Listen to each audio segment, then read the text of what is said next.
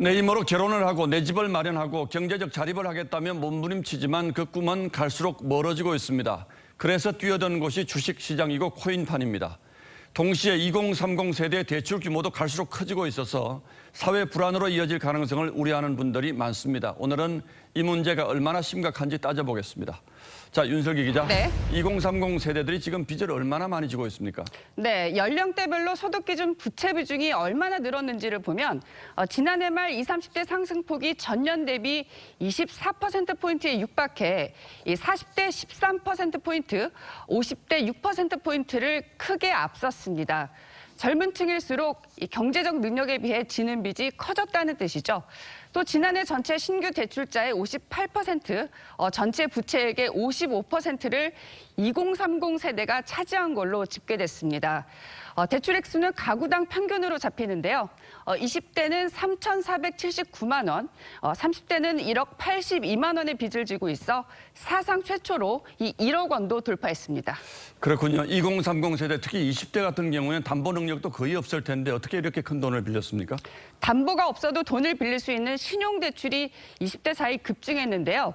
그 증가율이 지난해 3분기 27%로 모든 연령대 중 1위는 물론 30대보다도 2배 높았습니다.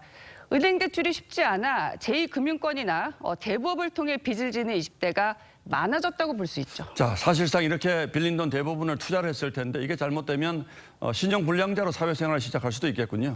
맞습니다. 하지만 2030 사이에선 그런 위험까지 감수하면서 빚을 질 수밖에 없다는 호소가 큰데요.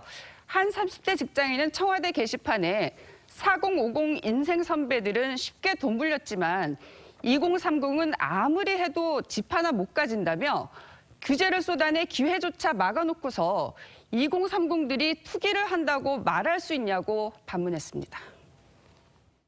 갑자기 우리나라 청년들이 돈을 빌려서 무리한 투자를 하는 건 아니고 벼락거지란 말이 생겨난 것처럼 지금 부를 축적하지 않으면 영원히 부자가 될 수 없다. 그런 길로 내모는. 앞서도 제가 얘기한 것처럼 주식시장이나 코인에 투자한 젊은이들이 많다고 하는데 앞으로 금리가 혹시 오르게 되면 더 위험해지지 않겠습니까? 네, 대출금리가 1%포인트 상승할 때 가계 전체 이자 부담이 12조 원 늘어날 걸로 한국은행은 추산하는데요.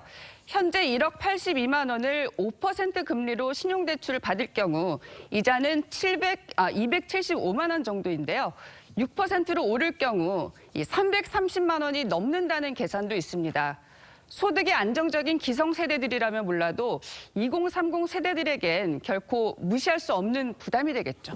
결국 이런 문제가 2030 세대에 국한되지 않고 우리 사회 전반의 불안으로 이어질 가능성도 있다, 이런 얘기죠. 그렇습니다. 대출 시장에서 비중은 크되 사실상 가장 취약한 2030이 흔들릴 경우 이 파장은 경제 전체로 퍼질 거라는 우려도 나옵니다. 부채가 이제 터지는 순간 굉장히 큰 리스크가 국가적으로도 시도되어 있죠. 금융회사 부실이나. 예, 정말 걱정인데 정부가 무슨 대책을 가지고 있는지 잘 모르겠습니다. 네. 예, 윤슬기 기자 잘 들었습니다.